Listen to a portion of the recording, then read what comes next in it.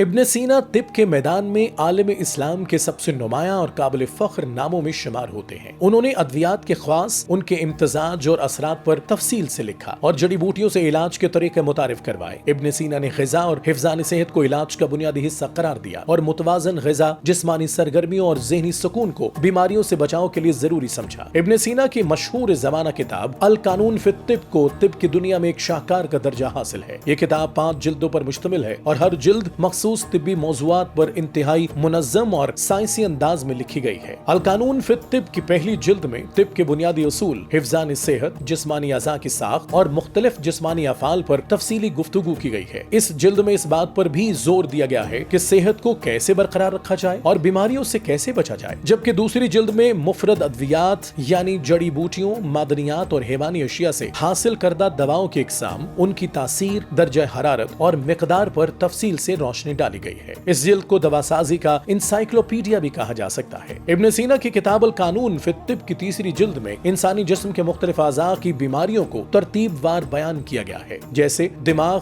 دل، جگر، معدہ، پھیپھڑے وغیرہ کی بیماریاں وغیرہ۔ اس کے علاوہ اس کتاب میں ان بیماریوں کی علامات، اسباب اور علاج بھی شامل ہے۔ یہ جلد خاص طور پر پیتھولوجی اور امراض کی تشخیص کے لیے انتہائی اہم ہے، جبکہ چوتھی جلد میں ایسی بیماریوں کا ذکر ہے جو پورے جسم پہ اثر ڈالتی ہیں، جیسے بخار، زہر خورانی، سورش اور دیگر عمومی امراض۔ اس کے علاوہ ان میں مخصوص جسمانی حالتوں مثلاً چوٹ، زخم اور ہڈیوں کی بیماریوں کا بھی علاج بیان کیا گیا ہے۔ اور 5ویں جلد کمپاؤنڈ ڈرگز پر مشتمل ہے۔ اس میں مختلف دواؤں کے نسخے، انہیں تیار کرنے کے طریقے، مقدار، اثرات اور استعمال کی تفصیلات دی گئی ہیں۔ یہ جلد طب یونانی اور دوا سازی میں بنیادی ماخذ سمجھی جاتی ہے۔ ابن سینا نے طب پر صرف القانون ہی نہیں بلکہ دیگر کئی علمی کتب تصنیف کی ہیں، جن میں الادویہ القلبیہ، دل کے امراض اور ان کے علاج پر ایک مختصر مگر اہم کتاب۔ اس کے ساتھ الارجوزہ فی الطب، یہ ایک منظوم طبی رسالہ ہے جس میں طب کے اہم اصول شعری انداز میں بیان کیے گئے ہیں تاکہ طالب علم آسانی سے یاد کر سکیں۔ دفع المضار الکلیہ عن البدان الانسانیہ، اس کتاب میں بیماریوں سے بچاؤ اور